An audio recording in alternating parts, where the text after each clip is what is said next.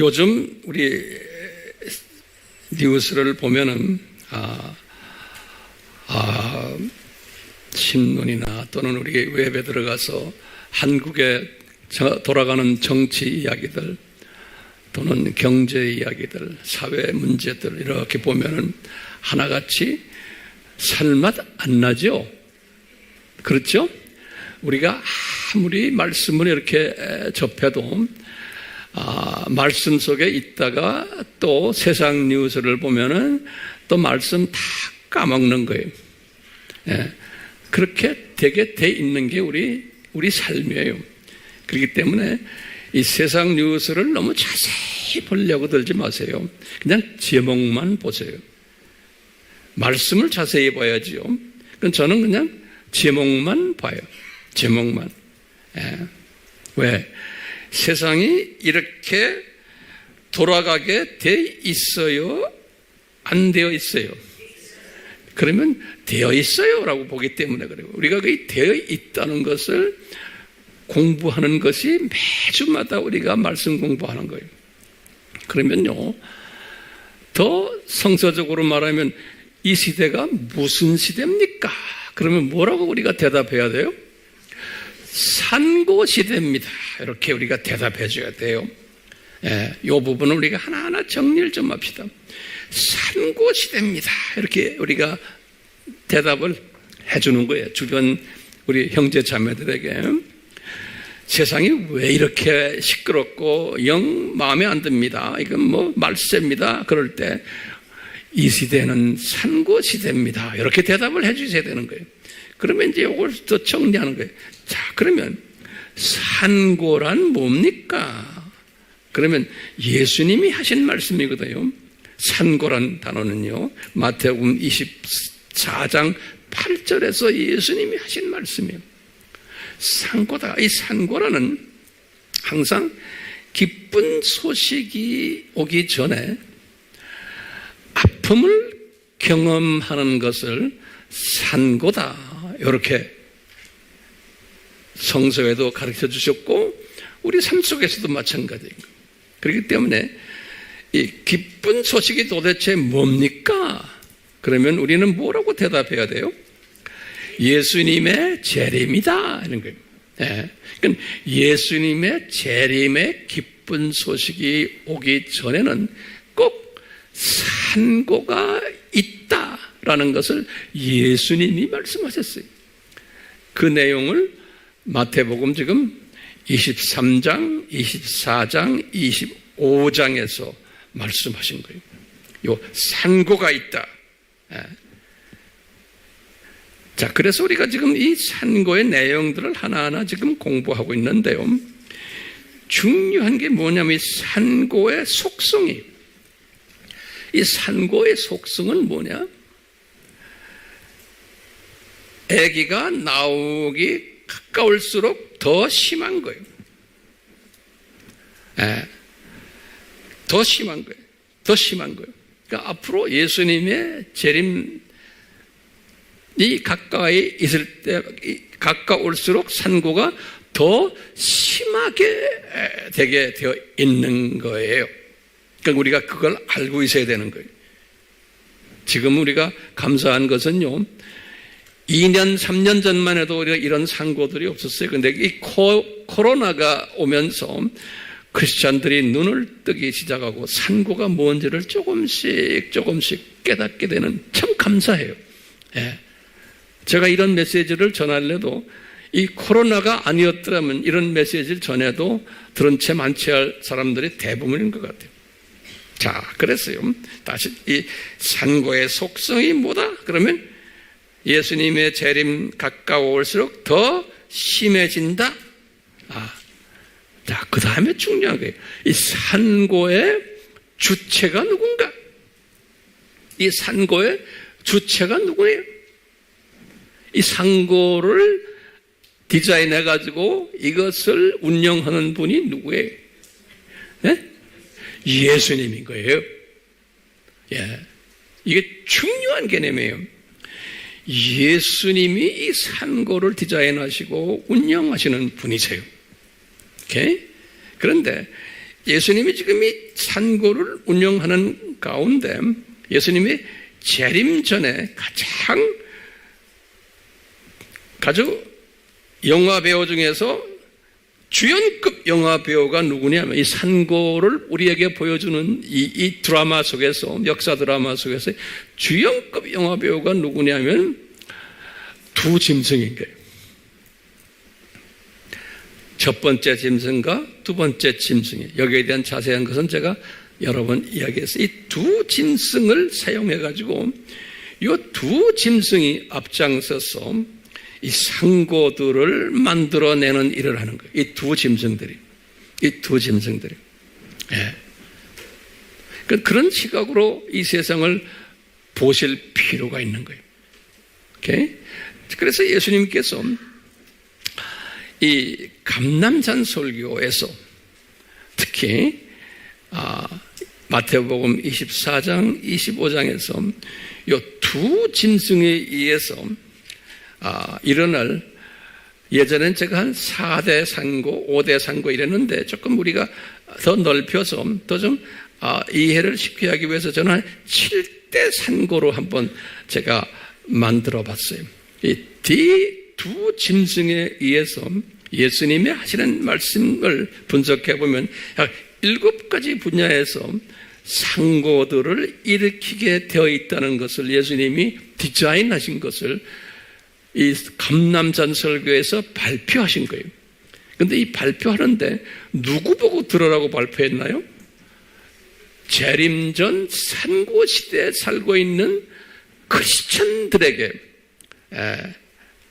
들으라고, 우리에게요. 요 7가지 분야를 자세히 설명해 주셨어요. 우리를 위해서요. 첫 번째는 이 두 짐승에 의해서 이 자연 산고가 있을 거다 그런 거예요. 다시 말하면 지진이 일어나고 기후 변화가 일어날 것이며, 지금 홍수도 일어나고, 이런 모든 것이 지금 우리 기후 변화 때문에 춥고 덥고 하잖아요. 이런 것이 뒤에서 이걸 조정하는 팀이 누구냐면요, 두 짐승 팀들이 뒤에서 조정을 한다는 거예요. 예수님의 허락하에서 자연 산고예요. 두 번째 산고는 뭐냐? 정치적 산고인 거예요. 이것은 전쟁도 일어나고, 지금 여기저기서 전쟁 일어나고 있죠. 앞으로 더 심할 거거든요. 그리고 정치인들 부패하고 거짓말하고, 이제는 선거도 이제는 조작 선거하고, 이게 전 세계적으로 일어나고 있는 거예요. 이게 다 산고인 거예요. 이건 예수님을 모르는 사람들도 봐도 이게 문제를 제기할 정도니까, 우리 예수님을 아는 사람들이 산고의 이 원칙을 아는 사람들에게 말할 것도 없죠. 제가 이걸 설명하는 이유가, 이런 모든 상고들이 일어날 때 이것 때문에 고민하고 그것 때문에 화를 내고 그러지 마시라고 내가 지금 이 설명하는 거예요. 왜 그래요? 이것은 당연히 일어나게 되어 있는 거예요. 그러니까 장로님들도 나와서 기도하실 때 이 어려움 때문에 우리 지금 마음이 아픕니다, 이런 말 하지 마세요. 그건 세상 사람들이 하는 소리예요. 우리는 이 산고가 더 심하게 앞으로 일어날 것을 기대하면서 이 상고 시대에 우리가 예수님을 더 사랑하고 예수님이 우리에게 부탁하신 것을 더 잘하도록 도와주십시오, 이렇게 나와야지. 상고 가지고 어렵습니다 이런 말 하는 사람들이 있어요. 장로님들이 기도하는 걸 보면 내가 그냥 한번 가서 주고받고 싶어요. 왜? 우리야 가는 길이 다른 거예요. 사람들을 혼돈시키는 거예요. 자, 그 다음에 경제적인 상고의 세 번째는, 우리 알다시피 지금 경제가 갑자기 혼란해지고 있지요. 이자율 문제, 이거 다 이 두 짐승 그룹들이 뒤에서 조종하는 거예요. 이제 제가 때가 되면 아주 자세히 제가 이제 설명해 드릴 거예요. 아직 때가 안 됐기 때문에 제가 설명 안 해요. 그 다음에 첫 번째가 자연 상고, 정치적 상고, 경제적 상고, 그 다음에 소위 보건, 우리의 이 보건이라고 그러죠? 병, 질병 상고, 전염병 지금 일어나는 거 있죠? 앞으로 이것이 점점 더 심해질 거예요. 전염병 산고. 다 이렇게 예수님이 말씀하셨어요. 다섯 번째로는 사회적 산고예요. 이 사회가 예수님이 그래서 영어로는 lawless, 법이 없는, 한국말로는 불법이라고 그랬어요. 법을 만들어 놓고 법을 지키지 않는 사회가 된다는 거예요. 예. 그러니까 세상 사람들도 봐도 이게 불법이에요. 그러니까 우리가 볼 때도 이 불법이 성하게 되어 있어요. 그러니까 그걸 가지고 속상해하지 마시기를 바라요. 그런데 이제 속상해하는 분들 계시죠? 우리 기독교인들 중에서 속상해하면서 우리 팀들 중에 한 분 내가 이야기는 안 하지만 이걸 가지고 그냥 열심히 지금 웹에 올리는 분 계시잖아요. 그런 분이 필요한 거예요. 왜냐? 이 사회가 이렇다는 것을, 이것을 논리적으로, 이성적으로, 지적으로 이것을 우리에게 폭로해주는 또 사람이 필요한 거예요. 예, 그래서 이런 폭로를 해주지만 폭로했다 그래서 이것이 해결되는 거예요? 아니에요. 예, 해결되지 않게 되어 있어요. 더 심하게 갈 거예요. 그것 때문에 마음 아파하지를 마시기를 바라요. 자, 이 사회를 변화시키려고 그러고 지금 우리나라가 지금 공산화가 되는데 사회주의화가 되는데 이거 없앱시다 하고 없애자고 소리 지르고 그것이 나쁘다는 것을 외칠 수는 있지만 내가 외친다고 그래서 이 사회가 내가 원하는 깨끗한 비공산주의 사회가 될까요? 안 되게 돼 있는 거예요. 왜냐하면 산고 때문에 그래요. 하나님이 지금 디자인하신 쪽으로 지금 가고 있는 거예요. 예. 그러니까 그렇다고 해서 하지 말아요. 항목사 안에 나쁘다는 거는 이야기하고 거기에 대해서 우리가 소리 질러야 되지만 이것을 내가 소리 질렀기 때문에 이것이 변화가 된다라고 생각하시면 안 되는 거예요. 소리 지르면서 누구 이야기해야 돼요? 예수님이 꽃 얻으신다라고 외쳐야 되는 거예요. 소리 지르면서. 그런데 내가 이것을 바꾸자 해야 된다 이러면 그것은 비성교적인 거예요. 정말 따라오세요? 예. 그 다음에 지금 여섯 번째 산고가 복음 산고예요. 복음이 변질되는 산고예요. 예. 종교다원주의. 이것도 다 지금 이 두 짐승의 틀 안에서 움직이는 거예요. 예. 그러면서 마지막 일곱 번째로 뭐냐면 예수님이 그랬어요. 이것은 산고지만 이건 좋은 산고예요. 복음 확장 산고예요. 마태복음 24장 14절에 예수님이 하신 말씀이 이런 것들이 오는데 이 천국 복음이 모든 만민에게 전파되리니 그제서야 끝이 오리라. 이 말은 이 끝이라는 것은 우리가 해석을 두 가지로 할 수 있어요. 천년 왕국이 끝나서 7,000년 끝나는 끝도 이야기할 수 있고 지금 이 환란의 끝, 다시 말해 예수님의 재림까지를 우리가 끝으로도 볼 수 있는 거예요. 그렇기 때문에요. 이 일곱 가지의 이 상고는 누구에 의해서 디자인이 돼서 지금 해요? 예수님에 의해서 디자인돼 가지고 지금 이게 지금 움직여 나가는 것이에요. 근데 거기에 핵심 멤버로 누구를 사용했어요? 두 짐승을 사용하신다라고 보면 되겠어요. 예수님이 이렇게 말씀하시고는 이 감람산설교에서 우리에게 말씀하시는 아주 핵심 말씀들이 몇 군데 있어요. 첫 번째는 예수님이 뭐라고 그랬냐면 너희들 잘 견디라 그랬어요. 마태복음 24장 13절에 그리고는 14절에 이 천국 복음이 땅끝까지 가리라. 그러니까 우선 잘 견디라는 거예요. 우리가 그냥 견딜 수 있어요. 이 지금 내가 설명하는 이 내용을 잘 소화했을 때 견딜 수가 있어요. 사회가 악하고 정말 뭐 신문 기사를 봐도 우리가 어떤 뉴스를 봐도 뭐 기분 나쁘죠? 나도 기분 나빠요. 그렇지만 그 기분 나쁜 거기에서 머물러 있지 말고 이 주님이 지금 우리에게 디자인하신 것을 우리가 항상 묵상하면서 잘 견디라는 겁니다. 예, 견디면서 그냥 견디고 있기만 하면 안 돼. 예수님이 하신 말씀이 있어요. 그러면서 뭐라고 그러냐면요, 너희들 잘 견디라. 24장 13절에, 그리고 똑같이 24장 이제 42절에 뭐라고 했냐면 깨어라 그랬어. 예, 우리 보고요, 깨어라.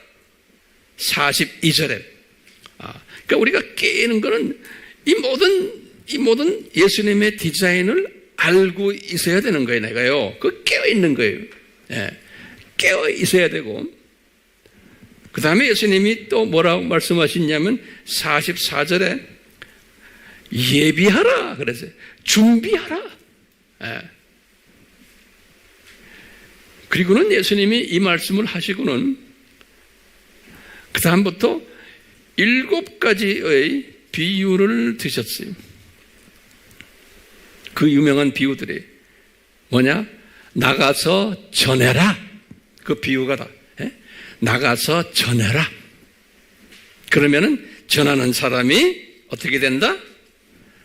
들림받는 나의 신부가 된다. 이렇게 말씀하셨어요. 그러니까요, 우리가 지금 살고 있는 이때 예수님이 말씀 그대로예요. 제발 우리는 잘 견뎌야 되고, 두 번째는 뭐예요? 깨어나야 되고, 그 다음에 준비해야 되고, 그 다음에 전해야 되는 거예요. 예, 전해야 되는 거예요. 자, 이것을 우리에게 미리 다 이렇게 가르쳐 주신 거예요. 그러니까 크리스천이라고 해서 이걸 우리가 알고 있는 사람은 소수예요. 대부분의 기독교인들은 이걸 잘 모르고 있어요. 예. 자, 그렇기 때문에 우리에게 이것을 미리 이렇게 알려주신 거예요. 2000년 전에, 주님의 재림 전에 이런 일들이 있을 것을. 왜 미리 알려주셨어요? 지금 오늘날 살고 있는, 주님 재림 전에 살고 있는 크리스천들 중에서도 이 마지막 때 추수에 참여하는 이 신부감 후보생들에게 집중적으로 하시는 말씀으로 저는 보고 있어요. 그렇기 때문에 우리는 이 말씀에 의해서 주변의 많은 사람들에게 이 원칙을 내가 잘 정돈해가지고 가르쳐야 되는 책임이 있는 거예요. 예. 그렇기 때문에 우리가 공부를 해야 되는 거예요. 가르쳐줘야 돼요. 그럼 이걸 가르쳐주는 사람인가 아닌가에 따라서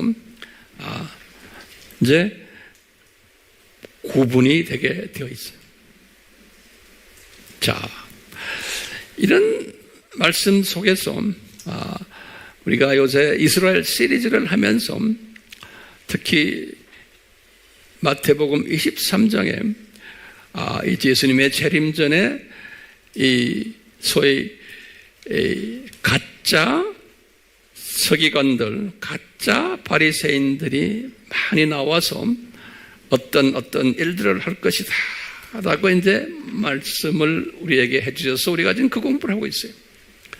우리 지난 시간에는 이 가짜들이 나와서 11조에 대해서 거짓 가르침을 준다라는 것도 우리가 이야기했죠. 그래서 이제 11조 속에 숨겨진 예수님을 이야기 안 하고 딴 이야기를 한다라는 이야기를 자세히 했어요. 그래서 제가 칼럼에다가 좀 자세히 이렇게 정돈을 했어요. 이제 우리 교인은 아니지만 외부에서 우리 영상에 접하는 분들은 우리 꼭 칼럼을 참조해 주시면 도움이 될 것 같아요.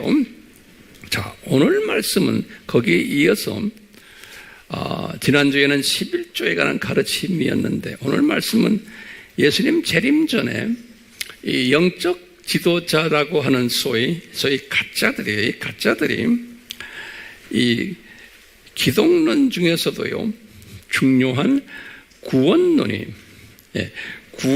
대한 속히는 일들을 집중적으로 할 것을 우리에게 아주 자세히 설명해 주고 있어요. 이 구원론은 뭐라고 한마디로 말하면 되냐면 구원론은요, 예수님의 보혈론이에요. 예수님의 피에. 지금부터 이 말씀을 잘 정리하세요. 그것을 우리에게 보여주시기 위해서 예수님이 어떻게 하셨냐면 이스라엘 사람들을 현장에서 우리에게 조교팀으로 해가지고 애굽에서 출애굽하는 사건으로 우리에게 보여주셨어요. 그러니까 이스라엘 사람들이 조교팀이 돼가지고 그래서 출애굽을 할 때 아주 중요해요. 여기 6월절 사건이거든요. 출애굽이요, 6월절. 그때 여기 이제 이걸 잘 정리해 주시기를 바라요. 이 출애굽을 할 때 순서가 있어요. 출애굽할 때 첫 번째 순서는 뭐냐면 이스라엘 사람들에게 너희들 1년 된 흠없는 수컷, 내가 칠판에다 적지 않습니다. 그럼 여러분은 노트에 꼭 정리하세요. 요 양을 준비해 가지고 이제 출애굽기 12장 5절에 양을 준비해서 요 양을 이제 죽여라 그랬어요. 예. 그래가지고 그 다음에 뭐냐면 죽여서 그 다음에 죽냐요. 그 다음에 이제 6절에 뭐라고 그랬냐면 그 피를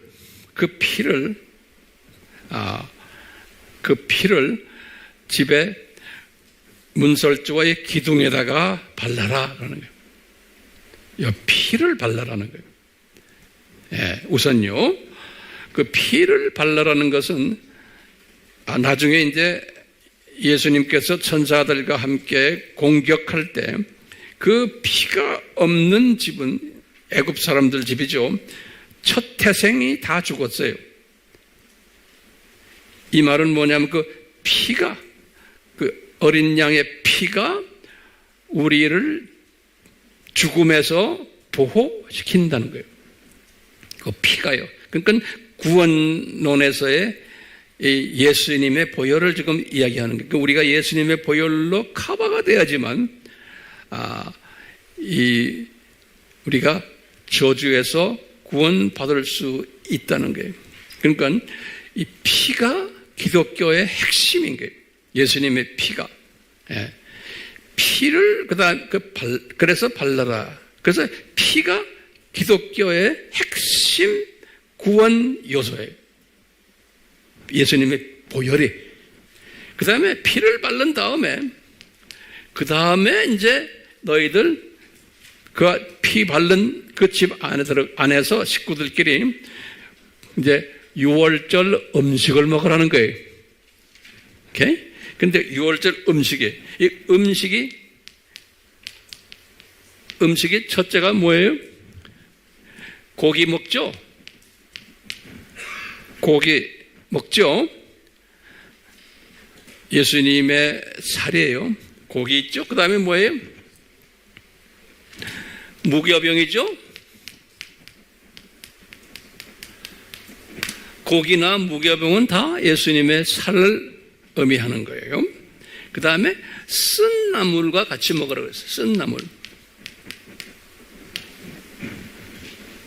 여기 굉장히 중요한 개념이에요.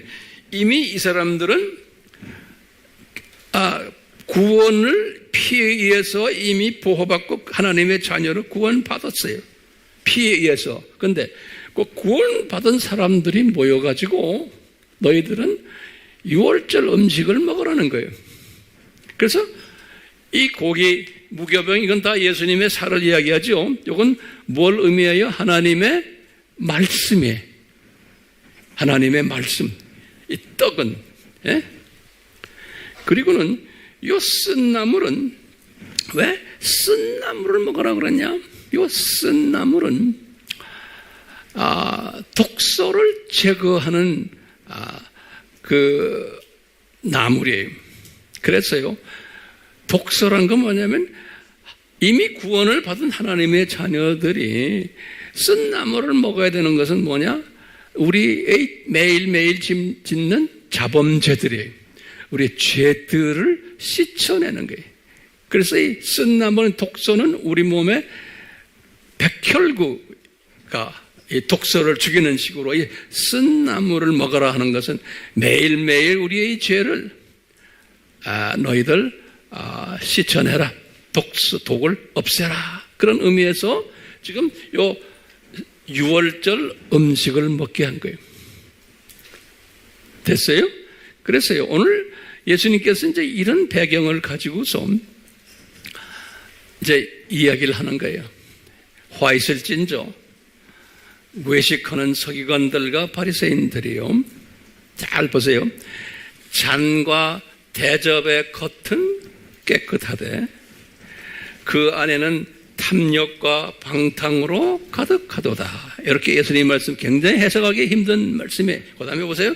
소경된 바리새인들아, 너희는 먼저 그 안을 깨끗게 하라. 그리하면 겉도 깨끗게 되리라. 이 말씀을 하셨어요. 오늘 제가 이 말씀을 잘 풀어드리려고 그래요. 준비됐어요? 그러니까 여러분들 이걸 오늘 소화를 잘 하셔가지고 꼭 주변 사람들과 나누시기를 바라요. 나누지 않으면 무슨 소용이 있어요? 네, 자기 혼자만 알고 있으면 아무 소용없어요. 예수님이 나중에 우리를 만났을 때 대차대조표를 여시고는 계산하실 거예요. 너희들 이렇게 정성 들여서 배워놓고는 너희들 어떻게 했느냐? 네, 나누셔야 돼. 그러니까 직접 나누는 분들도 있지만 나누는데 동참하는 일도 하시고, 우리가 이제 이 메시지들을 각 나라 언어로 우리가 만들어가지고 이걸 또 뿌리고 있거든요. 그럴 때마다 다 여러분들이 헌금하셔가지고 그 일에 동참하는 일도 하시고, 하세요. 자, 보세요. 중요한 지금 개념을 제가 지금 오늘 지금 설명해 드리는 거예요. 여기에서요, 우선 요 탐욕이라는 단어예요. 여기 지금 탐욕이 그 안에는 탐욕과 방탕으로 이렇게 가득 찼다 그랬어요. 그래서 우리나라 성경도 그렇고 영어 성경도 그렇고 요 두 단어들을 시원하게 번역을 못했어요. 그래서 제가 원어를 제가 여러분들에게 이제 보여주는 거예요. 헬라 말로 탐욕이란 단어는 요거 하르파게라고, 하르파게 그러는 거예요. 하르파게. 요 하르파게란 뜻은 요 비슷한 단어가 하르파조라는 단어가 있어요. 하르파조. 이 하르파조라는 단어는 헬라 말로 우리 말하는 휴거 받은다 할 때 휴거라는 단어가 하르파조 그래요. 이런 단어에 익숙해 듣는 분들도 계실 거예요. 하르파조 그러면 휴거라는 뜻이야. 휴거라는 뜻은 뭐냐면 그냥 우리 진공청소기로 꽉 잡아당기는 거예요. 그래서 그 말까지도 좀 적어놓으세요. 진공청소기 이런 말까지도요. 모든 예화들을요. 진공청소기로 강탈하는 거예요. 그래서 이제 이것을 어떻게 탐욕이라고 번역했는지 난 모르겠어요. 그것은 이제 NIV나 다른 성경 보면 탐욕이라 greedy 그래서 greedy라는 건 탐욕이라는 소리예요. 근데 탐욕과 직접 관계 있는 단어가 아니에요. 이것은 뭐냐면 강압적으로 약탈해 오는 그런 뜻이에요. 강압적으로 약탈해 온다는 거예요. 여기 이제 어떻게 우리가 해석해야 되냐면요. 이제 이 두 짐승 그룹들이 하나님의 자녀들을 강압적으로 약탈해 오는 거예요. 어떻게 약탈하냐? 여기 보면 잔과 대접이라고 그랬잖아요. 그러니까요, 요 잔은 보혈이에요. 대접은 무교병이에요. 우리 7가지의 그 학설들 있잖아요. 주제들. 요 예수님의 보혈과 또 이 무교병 이게 7가지의 주제들이에요. 뭐예요? 상조 목적론, 기독론, 기독론, 성결론, 창조 목적론, 또 창조 목적 학교론, 뭐 쭉 있잖아요. 종말론. 이 모든, 이게 다 무교병이에요. 하나님 말씀이에요. 요 보혈은 뭐예요? 요건 뭐예요? 요건 기독론이라고 보시면 돼요. 아주 보혈론이에요. 여기다, 기독론에, 여기다 구원론이라고 보시면 돼요. 요건 구원론. 더 세밀하게 본다면요. 기독론 안에 구원론으로 보면 돼. 그래서요. 요 잔은 구원론이에요. 그 다음에 접시에 담아있는 것은 뭐예요? 하나님의 말씀들이, 7가지의 주제 말씀들이. 예. 요 말씀들, 잔과 대접의 겉은 깨끗해요. 다시 말하면, 외형상으로는 기독교 의식이 다 있어요. 예배도 보고, 부활절 예배도 보고, 뭐 예수님 이야기도 하고, 뭐 여러 가지 다 해요. 종교 행사를 다 해요. 지금 내가 두 짐승 이야기하는 거예요. 두 짐승. 예? 이게 지금 두 짐승에 다 하기 때문에요. 겉으로 보면은 기독교인들 같고, 겉으로 보면은 깨끗해 보이고, 거룩해 보이는데, 그런데 그 속은, 그 안에는 탐욕과 방탕이 있다는 거예요. 그럼 이걸 어떻게 해석해야 되냐면요. 탐욕이 있다고 아까 뭐라고 이거 막 겁탈하는 거예요. 그 안에는 이런 잘못 썩어가는 잘못된 보혈을 가리키고 잘못된 무교병을 먹이기 때문에 많은 하나님의 자녀들을 겁탈해가 뺏어가는 거예요. 구원 잃게 만든다는 거예요. 겁탈하게 뺏어가 버리는 거예요. 수 없는 하나님의 자녀들이 거기서 속힘을 받아가지고 이놈들한테 그러한 일들이 있을 거라는 거예요. 그뿐 아니라 방탕이라는 단어를 썼어요. 이것도요, 아크라시아라는 원어예요. 제가 이렇게 원어책을 보니까요, 아크라시아. 그래서 아크라시아를 내가 이렇게 또 사전을 들여다보는 이게 무슨 뜻인가 정확하게. 그러니까요, 절제가 없는 또는 무절제, 절제 부족 또는 막무가내, 방종 뭐 이런 뜻들이 있어요. 그래서요, 내 스스로가 절제가 안 되는 그런 뜻이에요.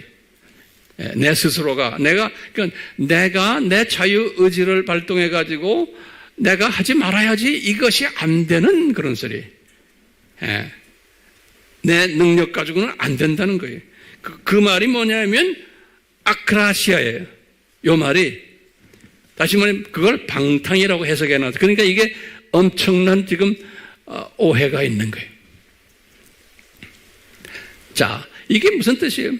항상 여기하고 이 보혈과 이 구원론과 이 무교병 이걸 가지고 생각하는 거예요. 다시 말하면요, 이 두 짐승들이 이 가짜 예배를 드리면서 겉으로 보기엔 거룩하게 해놨기 때문에 수 없는 하나님의 자녀들이 그냥 강탈당하는데 이 사람들이 자유의지를 발동해서 거기에서 나오지 못하는 거예요. 그냥 빠져들어가 버리는 거예요. 그래서 이제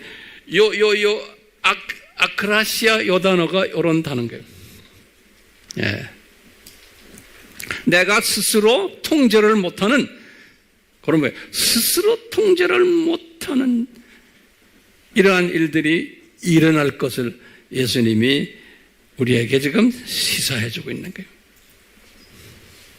그러니까 거기에 은혜가 따르지 않으면은 수 없는 이 마지막 때 두 짐승 세력에 의해서 수 없는 하나님의 자녀들이 여기에 빠져버릴 거라는 거예요.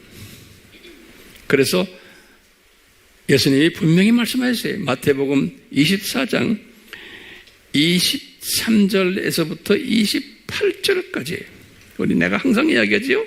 그리스도가 여기 있다 저기 있다도 거기에 따르지 말고 많은 거짓 선지자들과 거짓 그리스도들이 심지어 택한 자들까지도 미혹해서 이분들이 구원을 잃게 된다. 시체가 된다는 거예요.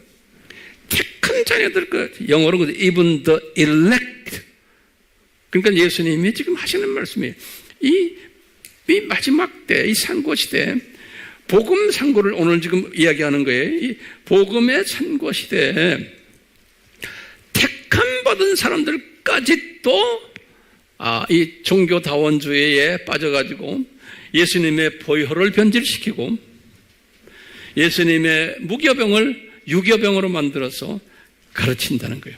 그러니까 우리가 아무리 로마 카톨릭의 메시지나 우리 개신교의 여러 개 메시지들을 보면요, 성경 말씀을 읽고는 거기에 예수님의 보혈이 빠져버리고 안 그러면 보혈을 변질시키고 또 말씀도 변질시켜버려서 설교를 하는데 본문을 읽고는 그 다음에 여러 가지 세상 이야기에서 사람들의 귀를 쫙 빨아들이는 거예요.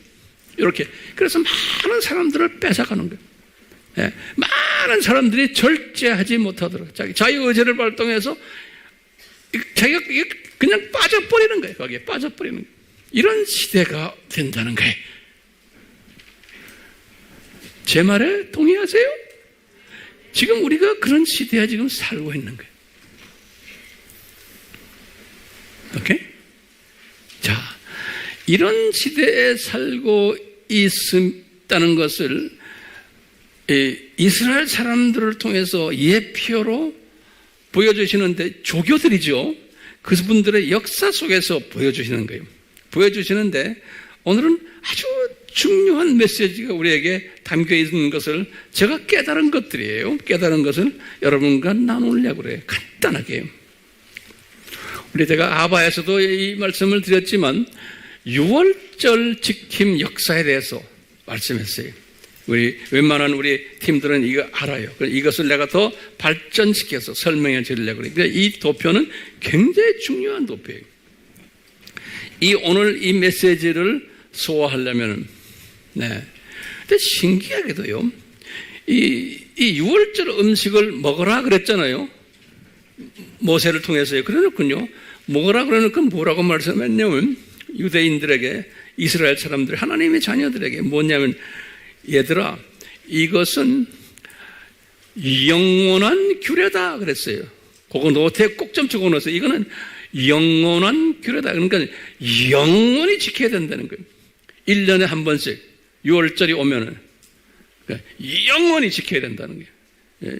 그러니까 우리가 저 나라까지 가서도 이것을 우리가 기억할 정도로 예수님이 영원히 지키라는 거예요. It's eternal regulate, eternal covenant 그랬어요. 예. 영원히. 그런데 그 말씀을 이 하나님의 자녀들이 받았는데 실제로 6월절을 지킨 것을 보면요, 내가 성서를 쫙 뒤졌어요. 보니까 이 하나님의 자녀들이 영원히 지키라고 그랬는데 영원히 지키기는요, 지키다 말다 이런 것이 그냥 역사 속에서 그대로 쫙 우리에게 보여주는 거예요. 여러분들이 들고 다니는 성경에 그게 있는 거예요. 예. 제가 이것을 성경을 제가 읽으면서 이게 영원히가 아니네 하는 게 자꾸 저희가 떠오르는 거예요. 그래서 제가 이걸 정리를 해봤어요. 정리를 해보니까 딱 이렇게 나와요. 예. 보세요. 이 정리를 하는데요, 시간이 얼마나 걸렸겠어요? 여러분들은 그냥 쉽게 이렇게 먹는 거예요. 쉽게 드리는데도 이것을 그냥 잡수시지 않는 분들이 또 있어. 할 수 없죠, 어떻게. 자, 보세요. 출애굽이 1446년에 주전, 이때 지금 6월절 음식을 먹어라 그런 거예요. 출애굽 때예요. 그런데 음식을 여기 출애굽기 12장 1절에서 10절. 그런데 그래서 이분들이 지금 이제 출애굽이 돼가지고 광야로 들어왔어요. 광야로 들어와가지고요, 곧 다음 해 주전 1445년이 다음 해 광야에서 지켰어요. 6월절을. 여기 보면 민수기 9장 1절에서부터 5절에 보면 그랬어요. 딱 지켰어요. 아주 기가 막히게 딱 지켰어요. 지켰는데, 그리고는 그때부터 시작을 해서 여호수아가 요단강 건너서 길갈에 도착할 때까지 안 지켰어요. 그러니까 39년 동안 이 구원받은 하나님의 자녀들이 요 6월절 행사를 안 지켰어요. 네. 이게 이상하지 않아요? 구원받은 하나님의 자녀들인데 영원히 지키라고 했는데 모세도 그걸 분명히 들었고, 근데 모세까지도 안 지킨 거예요. 예. 요 기간 동안, 요 기간. 그리고 요 기간에 하나님의 자녀들인 이스라엘 사람들이 어떤 모습이었어요? 이 6월절을 지키지를 않았기 때문에 이분들은 거기다 좀 하나씩 좀 적어보세요. 이분들은 구원을 받았는데도 애굽에서 구원에 대한 감사가 없었어요. 6월절을 지키지 않았기 때문에 그래요. 그 다음에 구원에 대한 감격도 없었어요. 그리고 이 사람들이 애굽을 동경했어요. 이 세상을 동경했어요. 뿐만 아니라 애굽의 신인 아피스 신이라고 그러죠. APIS, 황금소죠. 애굽의 신인 황금소를 지키면서 섬기면서 이 황금소가 우리를 구원했다라고 그분들이 믿고 계셨어요. 출애굽기 32장에 보면 아론까지도 그렇게 믿고 있었던 거예요. 아론까지도. 그러면 이렇게 우리가 보는 게 이분들이 영적 유아들인 거예요. 금방 태어난 거예요. 애굽에서요. 그래서 하나님의 자녀로 영적 유아들이 이 모습을 그림자로 우리에게 보여주는 게 신약 때의 기독교인들의 모습을 보여주는 거예요. 이분들이 조교가 돼가지고 창조목적학교의 조교팀으로 보여주는 거예요. 그래가지고 이분들이 영적 유아들 또는 썬데이 크리스천의 모습을 보여주시는 거예요. 신약 시대의 기독교인들이 대부분이 이렇게 할 것을, 6월절 음식도 잡수지지 않고 구원의 감사도 없고 그냥 구원받은 사람들이, 썬데이 크리스천들이 11조는 말할 것도 없고, 그것을 우리가 익명의 기독교인들, 이렇게도 우리 이야기하죠. 익명의 기독교인들, 여러 가지 표현 썼죠. 이런 모습들이 요 40년 출애굽에서 요 길갈에 들어갈 때까지의 모습을 우리에게 이스라엘 사람들이 조교팀을 해서 우리에게 보여주신 거예요. 그런데 가장 중요한 게 뭐냐면 6월절 음식을 아예 먹지를 않은 거예요. 먹지를 않은 거예요. 변화시킨 것도 아니고 먹지를 않은 사람들. 다시 말하면 이 구원론이 약하고 없고, 그 다음에 7대 주제에 대해서도 거의 모르는 사람들이 하나님의 자녀들인데, 그런 사람들 많아요, 안 많아요? 많죠. 자, 그러다가 이제 여호수아 때가 돼가지고 여호수아가 성령님의 감동에 의해서 길갈에 도착했을 때, 길갈 도착한 길갈에서 딱 도착하자마자 성령님이 여호수아에게 너 6월절 지켜라 그런 거예요. 그래서 이 가나안 땅에 도착하자마자 6월절을 지킨 거예요. 그러니까 39년 만에 지키는 거예요. 그래서 이걸 지킨 이야기가 여호수아서 5장 10절에 그렇게 기록되어 있어요. 여호수아서 5장 10절에. 그러니까 이분들이 이제 지켰는데 그 지키는 그걸로 인해서 영적 파워가 생겨가지고 여리고성을 정복하는 이야기가 그 다음에 따라 나오는 거예요. 영적 파워가 생겨서. 그러니까 예수님의 보혈과 그 만나를 통해서, 그리고는 이 쓴 나물은 뭐예요? 자기네의 죄를 고백하고 죄 씻김을 받는 원죄가 아니에요. 자범죄를 고백하는, 이렇게 하고 있다가 이분들이요, 이 691년 동안 지키질 않았어요. 그 후부터. 그래서요, 이 유대 왕국이 남쪽, 북이스라엘이 아니에요. 남유대 왕국이, 북이스라엘은 아예 지키지도 않았고요. 남유대 왕국이 우리 유명한 13대 히스기야 왕 때 1년에 주님이 이분에게 은혜를 베푸셔서 이분이 지킨 거예요. 히스기야 왕은 주전 715년에서 686년 왕노릇한 분인데, 히스기야 왕 1년에 지켰다고 하니까 715년에 주전에 지킨 거예요. 그러니까 여기와 여기를 비교해 보면 691년간 지키지를 않은 거예요. 신기하죠? 그게 어디에 나옵니까, 황 목사님? 그러면 여기에 역대하 30장 15절에서 22절에 그렇게 기록되어 있는 거예요. 이걸 찾으려면 힘들죠? 제가 지금 하나하나 소중한 메시지들을 지금 드리는 겁니다. 고맙게 생각하세요. 근데 그냥 끼고만 있고 말하는 사람들 그냥 군밤을 한번 주고 싶어요.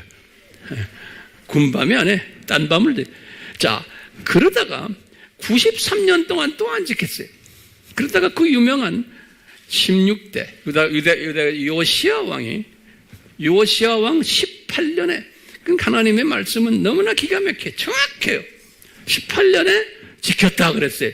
근데 이 왕은 왕 노릇을 640에서 609년까지 했거든요. 그러니까 이분의 18년이니까 여기서 18년을 빼면 622년인 거예요.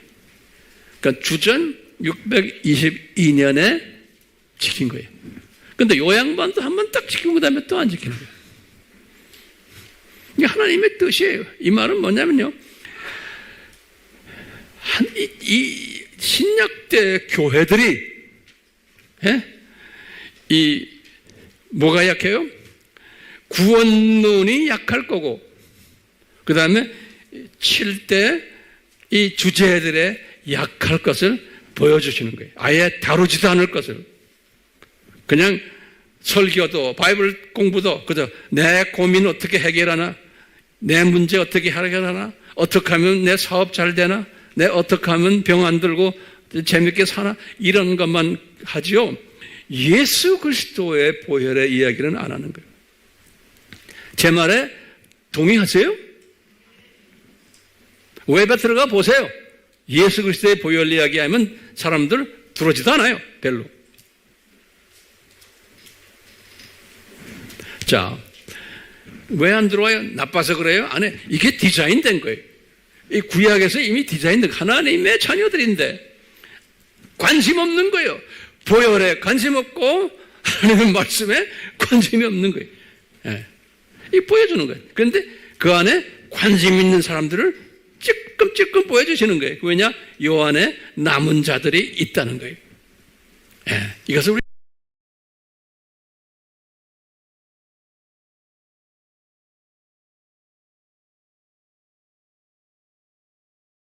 남은 자들이 있다는 거예요.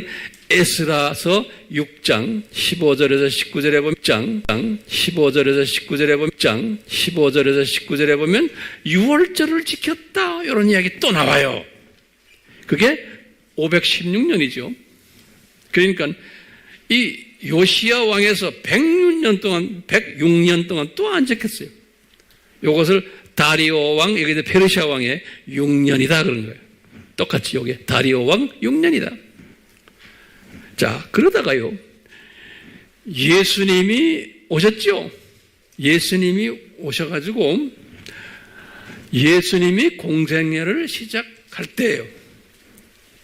그게 주후 27년이죠. 성경에 보면은 말라기 때도 그렇고 6월절 지켰다는 이야기가 없어요. 그런데 약 예수님이 공생애를 시작할 때니까 약 한 500년 후에요. 500년 후에 성경에 보면은 6월절을 유대인들이 지키고 있다라는 이야기가 나와요. 기가 막히게. 근데 그때 예수님의 공생애를 시작할 때, 시작할 때 제일 먼저 나오는 이야기가 성전 들어가서 성전 청소할 때, 그럴 때 그때가 6월절 날이다. 그러니까 예수님이 공생애를 시작하실 때 요지금 서기관들과 바리새인들과 이 모든 팀들이 6월절을 지켰던 것을 볼 수 있는데 그것이 다 변질된 6월절인 거예요. 그래서 예수님이 그냥 밥상을 다 뒤집었죠. 그게 지금 요한복음 2장 13절에서부터 나오는 거예요. 첫 번째 6월절도 그런 모습인 거예요. 두 번째 6월절을 지킨 게 요한복음에 나와요. 5장 1절에 보면 지켰다는 이야기보다 6월절이 가까웠네. 6월절이 그러면서 베데스다 연못 이야기예요. 여기 두 번째 6월절을 지킨 것을 암시해주고 있어요. 유대인들이요. 예수님 시대, 예수님이 공생의 시대예요. 그리고는 예수님이 공생의 시대 요한복음 6장에 보면 또 그런 얘기가 나와요. 6월절이 가까운지라 이런 얘기가 나와요. 여기 세 번째 6월절을 이야기하는 거예요. 예수님이 공생했대요. 그때 보면 유명한 말씀하셨어요. 예수님이 이 갈릴리 지방에서 오병이어 사건을 딱 일으키면서 그 오병이어의 그 모든 생선, 그것이 또 이 말씀이 예수님이 그랬어요. 자기를 받아 내가 하늘에서 내려온 떡이다. 내가 하늘에서 내려온 참 생명 음식이다. 참 음식이다. 또 내 피가 참 음료다. 요 말씀을 하신 것이 요 6월절과 관계되어 있는 거예요. 그래서 세 번째 6월절이에요. 그래서 이제 요한복음 6장 55절에 내가 참 양식이다.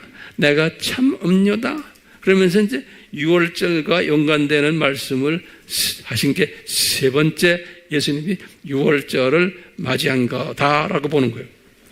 그러다가 네 번째 6월절 때 구체적으로 예수님이 6월절에 관한 자세한 이야기를 했어요. 그 유명한 이제 13장부터 17장이에요. 그러니까 요한복음은 21장까지 있는데 이 5장을 6월절 그날 저녁에 예수님이 제자들과 6월절을 지나면서 대화한 내용이 요한복음의 5장이에요. 13, 14, 15, 16, 17이에요. 요한복음 전부 몇 장이에요? 21장이에요. 21장 속에서 그 하루 저녁에 6월절에 관한 이야기를 하신 것이 5장이 있어요. 13장, 14장, 15장, 16, 17장이에요. 그만큼 6월절이 예수님에게는 관심이 있는 거예요. 그 6월절이 언제, 지금 모세에게 했죠? 예수님이 오늘 저녁 식사하는 저녁이 뭐예요? 1월 14일 저녁이죠. 이게 이제 6월절 식사를 하죠. 그 6월절 시작이 1월 14일 저녁부터가 6월절 시작이죠. 여러분도 우리가 일곱절기 다 공부했잖아요. 이런 기초 공부가 없는 사람에게는 힘들어요. 자, 그렇기 때문에 기초 공부를 꼭 하셔야 돼요. 하실래요? 안 하실래요? 자, 보세요. 1월 14일 저녁에 지금 이 성만찬 하신, 6월절 만찬하신 거예요. 이날, 여기 저녁에. 이거 딱 끝나시고는, 그리고 예수님이 6월절 끝나시고는 이제 십자가에 죽으시기 위해서 이제 잡히는 장면에 6월절 끝나고. 그래서 정확하게 예수님의 디자인대로 아침 9시에 십자가에서 죽으신 거예요. 정확하게. 그러니까 요 때가 언제냐? 어린 양을 저기 지금 잡는 때 똑같은 거예요. 어린 양을 잡으라 그랬잖아요. 그 잡는 그게 딱 요건 거예요. 그리고는 예수님께서 여기 요한복음 19장 18절에 예수님이 십자가에 달렸다가 오후 3시에 19장 30절에 예수님이 숨을 거두는 장면이에요. 네. 그러니까 모세에게 이것을 6월절을 지켜라 그래 놓고는 이제 구체적인 방법론까지 다 말씀하시고는, 그리고 이 6월절을 하나님의 자녀들이 잘 안 지킬 것을 이 디자인 하시고는 이것을 연극 무대로 우리의 눈높이로 쫙 보여주신 거예요. 왜 그러냐? 이게 신약 시대에 하나님의 자녀들이 이 예수님의 보혈에 대해서도 잘 훈련 안 될 것이고, 기독론 또 모든 7가지의 그 주제들에 대해서 훈련이 안 될 것을 다 미리 보여주신 거예요. 됐어요? 그러시면서 예수님이 이 이스라엘 사람들을 통해서, 이스라엘 시리즈거든 지금요, 이 이스라엘 사람들을 통해서 이것을 실제적으로 1500년 동안 보여주신 거예요. 보여주시고는 본인이 직접 이 4번의 이 유월절을 지키게 하시면서, 4번이라는 뜻은 뭐예요? 구체적으로 준비된 살한 숫자죠. 우연이 아니 하나님이 아주 디자인된 유월절, 본인이 직접 오셔서 유월절을 이렇게 지키는데, 이스라엘 사람들이 유월절을 이렇게 엉터리로 지킬 것을 다 4번 하면서 다 보여주다가 4번째 와서 유월절이 뭐다라는 걸 구체적으로 가르쳐 주시고는 그 유월절의 어린 양이 나다라는 것을 실제로 십자가에 달려서 보여주시는 거예요. 그래서 예수님께서 기가 막히게 하신 말씀이 있죠. 다 이루었다. 그런 거예요. It is finished. 그런 거예요. 예.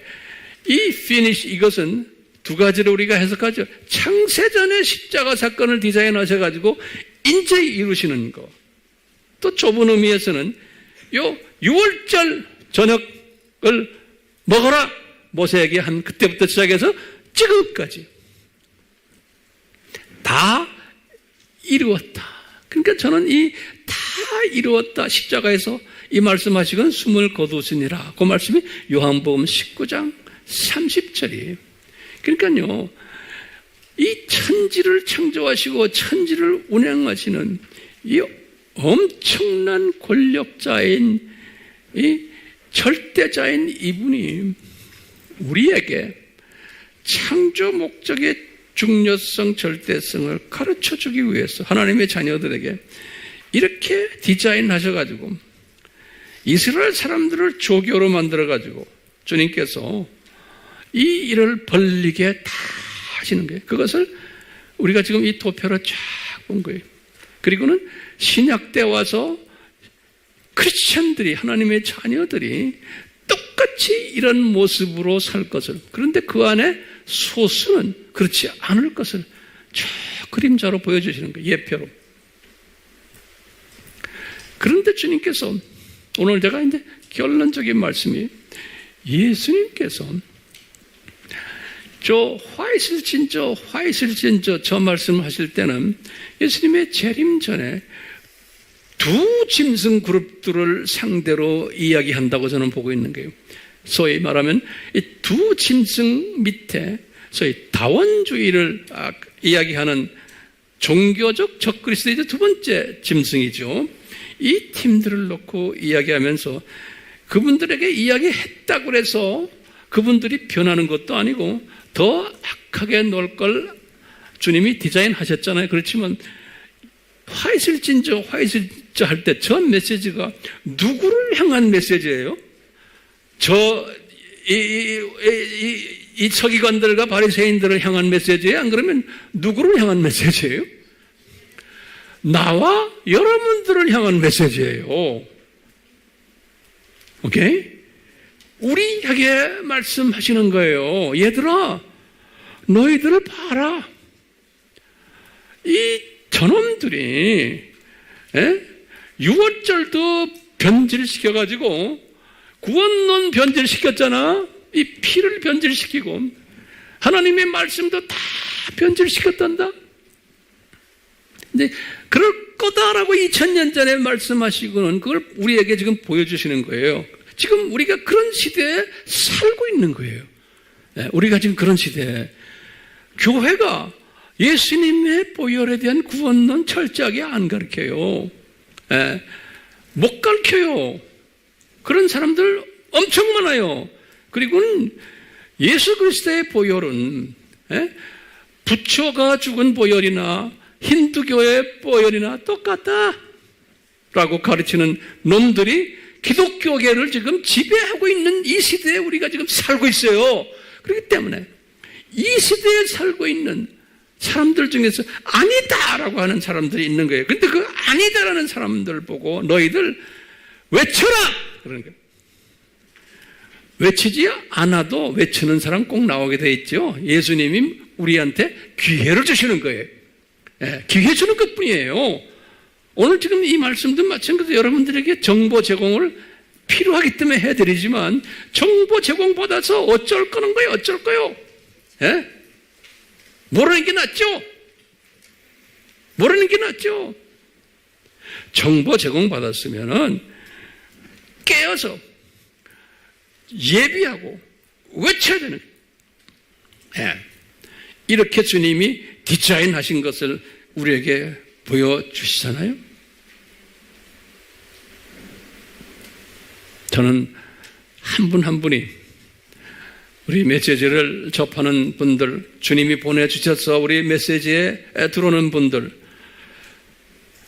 황 목사의 메시지라고 생각하지 마시고 성령님께서 우리 AMI를 통해서 이 메시지를 전하는데 나에게 하시는구나 라고 감동받으며 또 감격하고 그것만이 아니고 순종하는 이런 분들 되기를 소원합니다. 그러니까 우리에게 가장 소중한 게 뭐예요? 우리의 구원을 인도하신 분이 예수님인데 그걸 또 구체적으로 말하면 누구예요? 요거 마지막 정리합시다. 예수님의 보혈인 거예요. 그 보혈을 문지방에 발랐기 때문에 심판이 없었던 거예요. 예. 그 다음에 그 보혈에 의해서 구원받은 자들이 매일 영적으로 성장하려면은 뭘 먹어야 돼요? 유월절 음식을 잡수셔야 되는 거예요. 성장하려면. 그러니까 유월절 음식을 먹고 안 먹고는 구원과 직결돼요? 안 돼요? 직결되지 않아요. 그렇기 때문에 이 지금 1500년 동안 하나님의 자녀들에게 이 유월절 음식을 강요하지를 않았던 거예요. 안 먹는 거 빨리 아시면서. 왜? 구원과 직결되는 게 유월절 음식은 아니에요. 근데 유월절 음식은 뭐예요 그러면요? 하나님의 말씀을 먹는 거예요. 그러니까 내가 영적으로 성장하는 데 필요한 거예요. 그리고는 쓴 뿌리는 나의 죄를 씻어내는데 자범죄들을 원죄가 아니라 자범죄를 씻어내는데 필요한 게 쓴 나물이에요. 예. 그러니까 이렇게 하나님의 말씀을 먹고 제대로 된 말씀을 먹고 자범죄를 씻어내는 이 일이 유월절 음식인 거예요. 이렇게 하면은 성숙해지는 거예요. 성숙해지는 데 필요한 거지 구원과는 연결되지 않은 거예요. 그렇지만 구원의 핵심은 뭐예요? 예수님의 보혈인 거예요.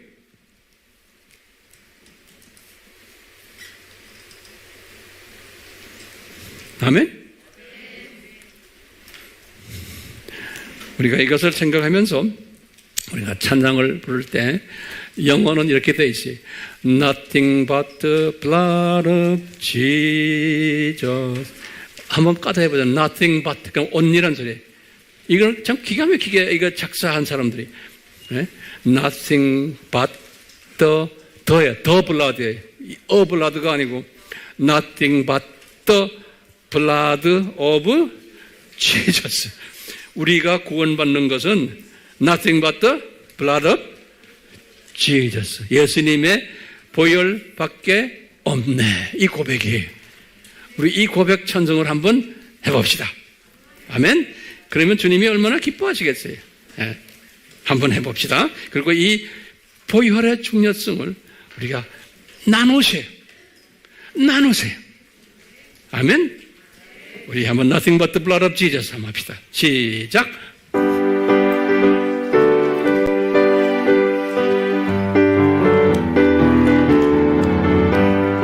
나의 죄를 씻기는 예수의 피밖에 없네. 다시 정케 되기도 예수의 피밖에 없네.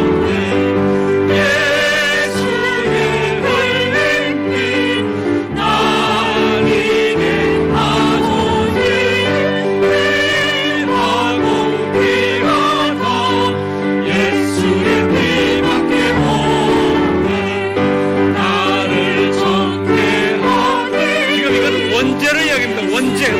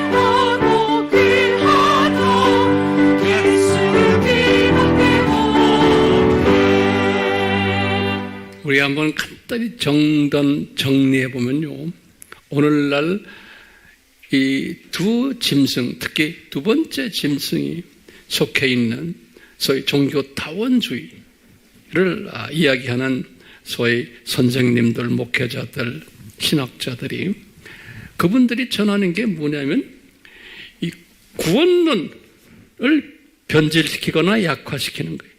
그렇죠? 또 이 무교병을 유교병으로 만들어서 가르치는 거예요.